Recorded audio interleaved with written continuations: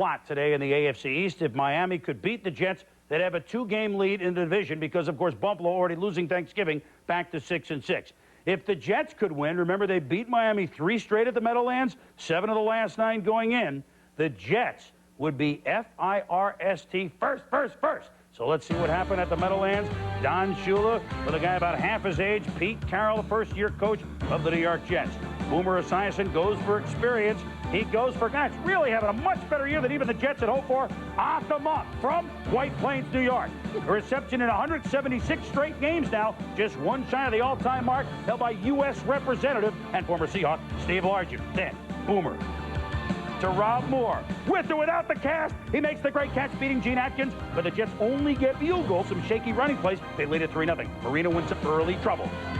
James Hasty, number 40, makes the interception look like a mix-up in routes. Miami still not scored a first-quarter touchdown all year. Hasty returns it to the Dolphin territory. You said it, Boom. A little bit of miscommunication here between Marino and Ingram.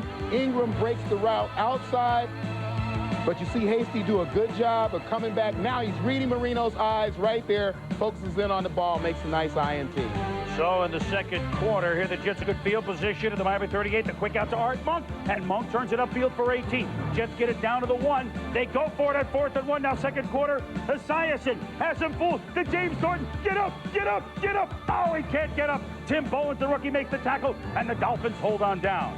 Marino intercepting, gives the ball back to Boomer and company. They drive to the 30. Play action. Oh, Boomer looks so good doing this. Wide open, Johnny Mitchell. 30 yards, touchdown. 10-0 Jets at the break. Third quarter, Jets look for more. Don Shula knows he's seen this before at the Meadowlands. Esiason, want to watch, concentrate. Oh, Art Monk makes the catch. He takes it away from Troy Vincent, 23, and he rumbles 69 yards. The center of a run till he's knocked out of bounds at the 3. Rob Moore, Johnny Mitchell with blocks, setting up the fullback for the Jets. Brad Baxter rustles into the end zone, 17-0 Jets. Dan Marino says, "Whoa, Nelly." So, he doesn't go to Keith Jackson on this play. A big third down guy for them. Oh, you're looking at him step up and avoid the rush. O.J. McDuffie at 3rd and 7 at the first down. Then Marino. Guy played many of his games at the Meadowlands. Mark Ingram between 2 Jets. Touchdown, 10 yards. Missed the 2-point conversion. So it's 17-6 Jets for Pete Carroll.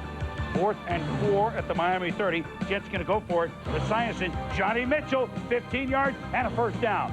1st and 10 of the 15 now. Esiason, look at him fake. Look at him freeze the defense. Look at him find the tight end. Look at the Jets blow it open, 24-6.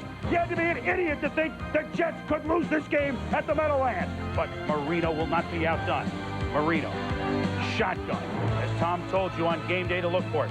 Mark Ingram makes the catch, takes it away from James Hasty. Then Marino, he likes that jingle, doesn't he? Marino to Ingram.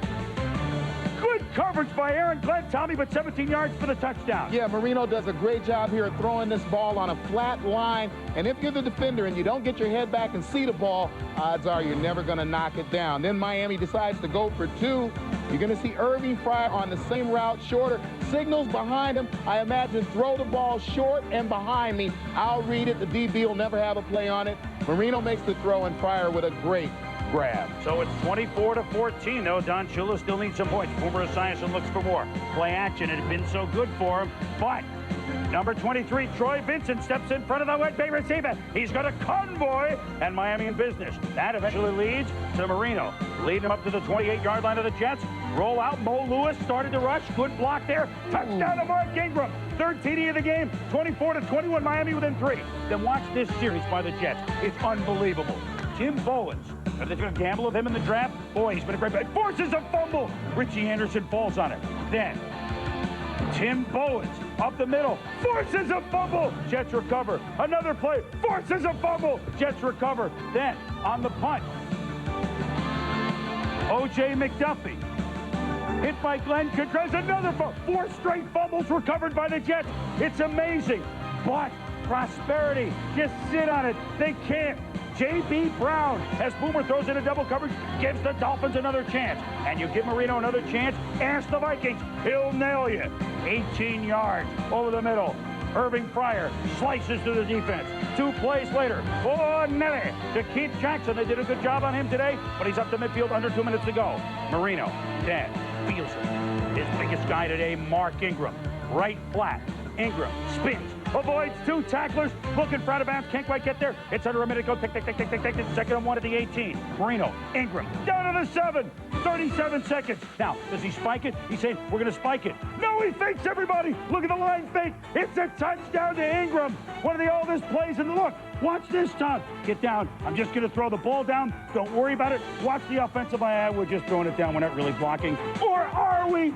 Trickery, touchdown, victory. Dan Marino. You've seen him do things like this before, but you've never seen him do quite that. 29th career, 4th quarter comeback, 5 now against the Jets, who are shell-shocked, who had a chance to be in first place this late in the season for the first time since '86, and said they're 2 back of Miami. Afterwards, Marino talked about the winning play. Well, I was gonna try to stop the clock, and I saw that Mark had man coverage out there, and I just gave him a signal, and he ran a quick takeoff, and I threw it to him, and it worked. And you know, it's first down, and we had time, so we figured I'd take a shot at it, and it worked for a touchdown. 9 out of 10 times we feel that play will work, and I guess when people watch film now, they want to underestimate us. But we've been working on it all since training camp, and we finally paid off.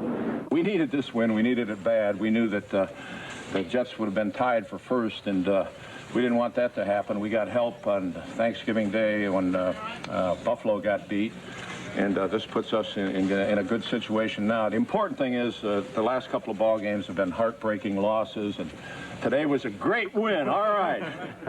Well, that smile tells it all. Done a good work by Leslie Visser. I could think only of this, Tom. 72 World Series, 3-2 pitch to Johnny Bench. Gene Tennis calls for ball 4. Fingers throws it in there for striking. And Meadowlark Lemon with the rubber band for the basketball. Psych. Because Marino fooled everybody.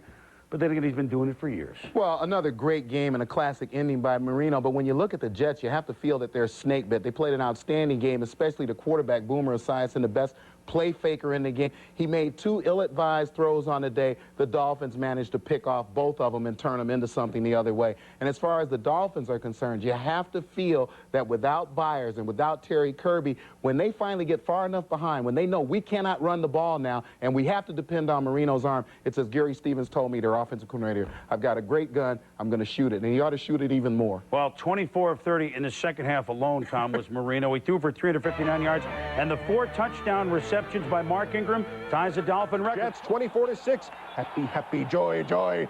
Well, it was a little bit forced. Don Shula didn't like it at that point, but Dan Marino did not worry. Facing Mark Ingram deep, facing the Jet. Great grab, taking it away from James Hasty.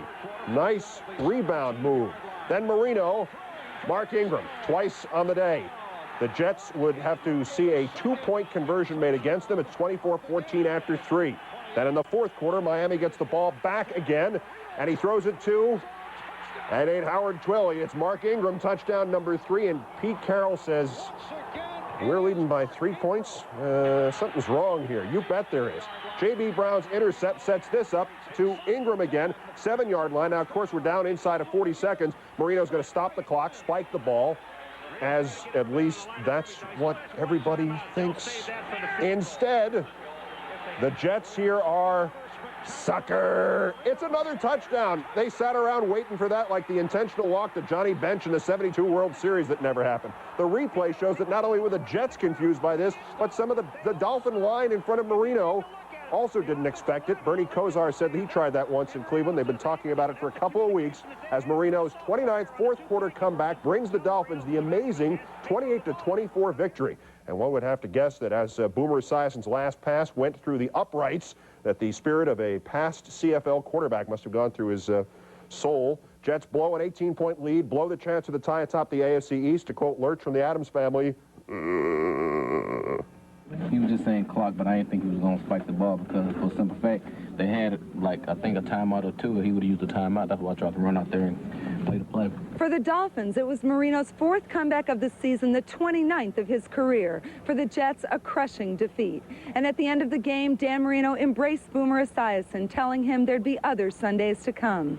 Reporting from the Meadowlands, I'm Leslie Visser.